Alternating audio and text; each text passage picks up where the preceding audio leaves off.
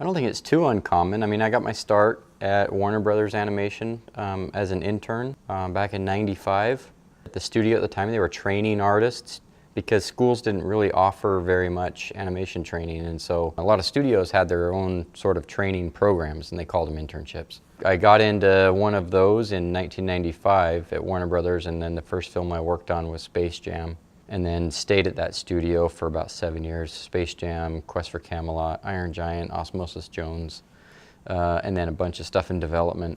That was the transition when the whole industry was changing to CG slowly. It was going from hand-drawn to computer, and it happened actually pretty fast, but I went into storyboards because 2D animation was dying out, at the time. So I went and did storyboards for a number of years. Probably that's the longest thing I've done. Ended up at a game company where I never thought I would end up. Because I'm not a gamer. I never was a gamer. Now I am. But I mean, that's kind of, I just took 20 years and like smashed it together and gave it to you, so it's hard to explain. It's Michel Gagné. He was a really, really big inspiration to me. His sense of design, his sense of timing, and his passion for the arts. He was a huge inspiration. There's also another individual, his name was Arcturus Axas. He went on to do a lot of commercials and over in France, but he was a huge inspiration as well, just his passion. He was full of life. I would say those two guys that I worked with really early on, as far as the inspiration of people that I actually knew, those two guys were really influential to me.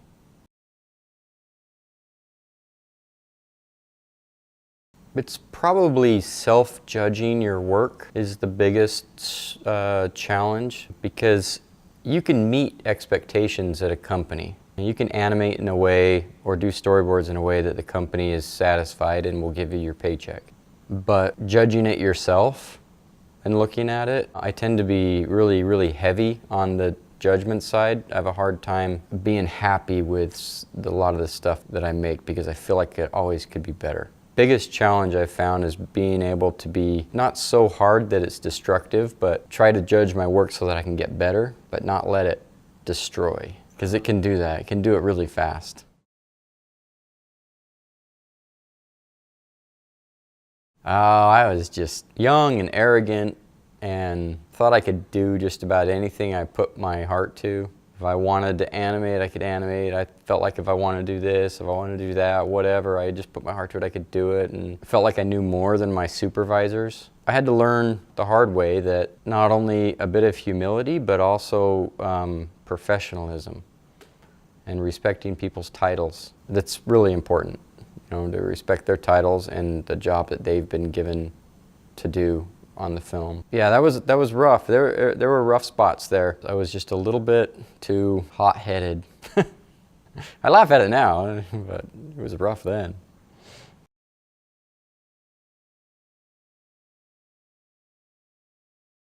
No, I'm the worst at it. That's a challenge that I still face quite a bit.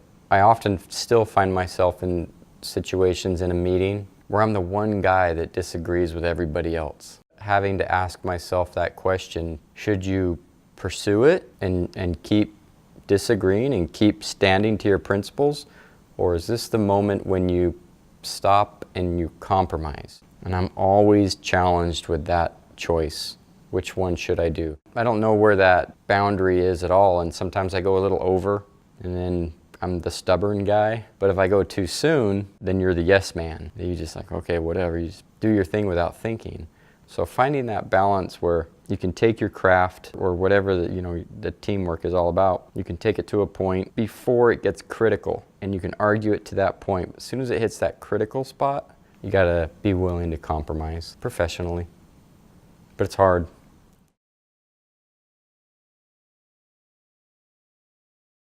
Don't look for it at all. Let it happen naturally and without you even paying attention to it.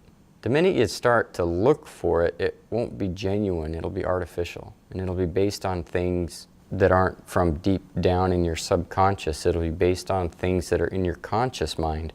And that's not where you want your style to come from. It always surprises me when somebody says something to me like, oh, I really like your style of animating. And I think to myself, really? Do I have a style? You know, or they say, I love the style of your figure drawings. I go, do I have a style? What's my style? I don't know what my style is. I never have focused on it, and I don't think it's healthy to focus on style. Let it happen naturally.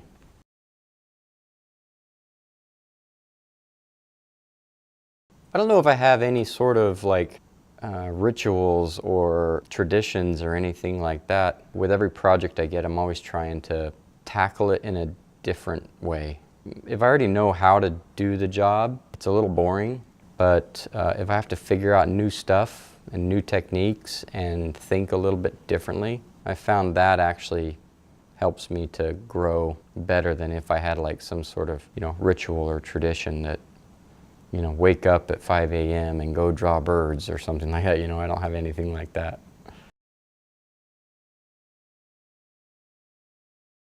Especially today, I would say that it has to do with animation is defined as the illusion of life. So many times I'm seeing that there's too much of an emphasis on life, like trying to make something so lifelike that it's not an illusion anymore. Following realism, you know, it's a worthy goal when you're animating. You want it to look very real, but that's not where the real joy and fun is. It's beyond that. It's the illusion of life. It's stretching things a little bit more, changing the timing up so it's not perfectly rotoscoped, you know, or motion captured, you know, changing it and thinking of ways to make it have sharper timing or something like that. So I think the biggest challenge is not trying to replicate reality. It's really all about the illusion of reality and adding design and art into it. Things that we can't do with our bodies, but you can do it in animation. That's the biggest challenge, I think.